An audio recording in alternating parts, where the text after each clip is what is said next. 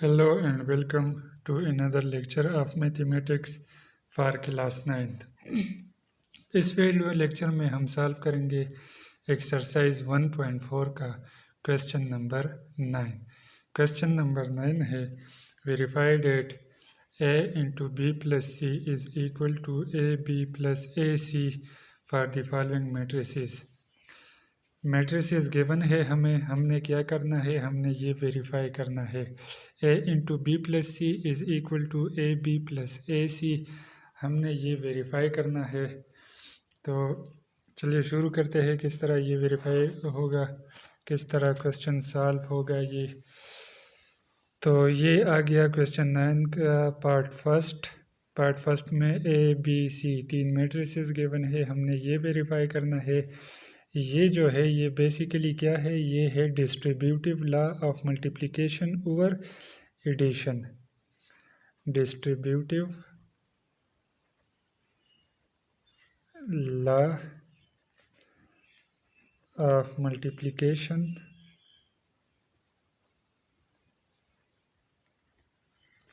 Over addition.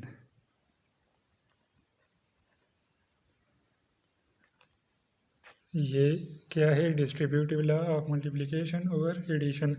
हमने ये solve करना है, तीन मैट्रिसेस गिवन है। तो चलिए शुरू करते हैं। सबसे पहले हम क्या करेंगे, सबसे पहले हम एक साइड को ले लेंगे, लेफ़्ट हैंड साइड को, उसको पहले सॉल्व कर लेंगे। तो लेफ़्ट हैंड साइड है ए इंटू बी प्लस सी, ये आ गया। अब इसमें वैल्यूज़ पुट कर लेंगे। तो वैल्यू आ जाएगी पहले matrix 1, matrix A 1 2 3 -1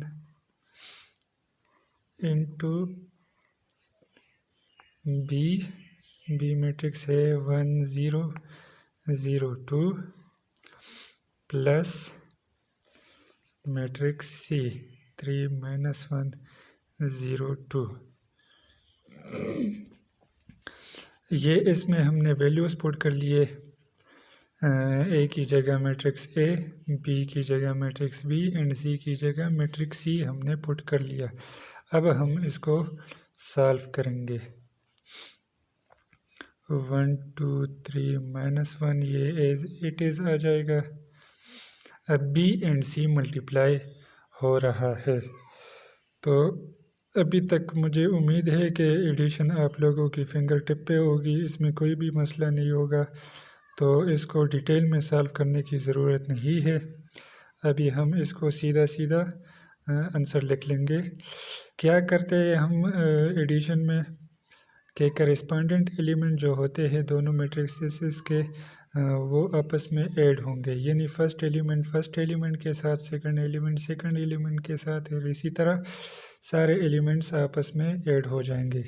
so 1 + 3 is equal to 4, 0 + -1 -1, 0 + 0 0, 2 + 2 आ गया 4।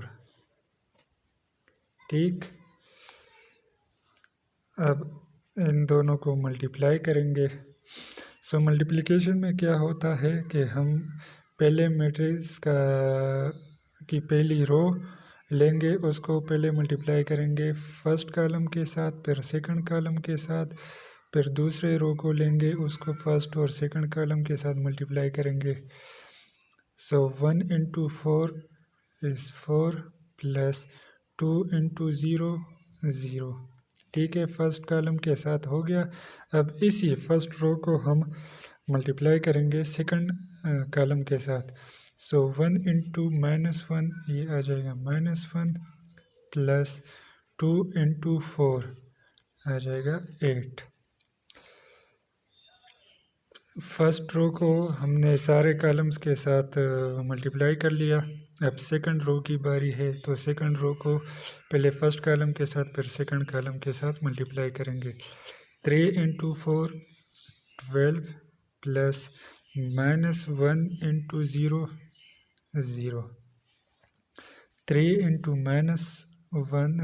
-3 प्लस -1 × 4 -4 ये आ गया। इसको अब ऐड कर लेंगे तो इससे जो मैट्रिक्स बन जाएगा 4 + 0 4 -1 + 8 7 12 + 0 12 -3 -4 ये आ जाएगा -7। सो ये लेफ्ट हैंड साइड का आंसर आ गया। लेफ्ट हैंड साइड को हमने सॉल्व कर लिया, उससे ये मैट्रिक्स बन गया। अब हम क्या करेंगे, अब हम लेंगे राइट हैंड साइड को। राइट हैंड साइड है AB + AC। ठीक, अब इसमें वैल्यूज पुट कर लेंगे। मैट्रिक्स ए है 1 2 3 -1। मैट्रिक्स बी है 1 0 0 2 प्लस 1 2 3 -1 and 2C 3 -1 0 2 ये आ गया। ठीक है, अब इसको सॉल्व करेंगे। पहले ए बी का प्रोडक्ट करते हैं। फर्स्ट रो फर्स्ट कॉलम, सो 1 × 1 1 + 2 × 0 0 1 × 0 0 + 2 × 2 4। सेकंड रो को फर्स्ट कॉलम के साथ, सो 3 + -1 × 0 0 3 × 0 0 + -1 × 2 -2। ये इन दोनों का प्रोडक्ट हो गया। प्लस अब हम करेंगे ए एंड सी का प्रोडक्ट। सो 1 × 3 3 + 2 × 0 0 1 × -1 -1 + 2 × 2 4।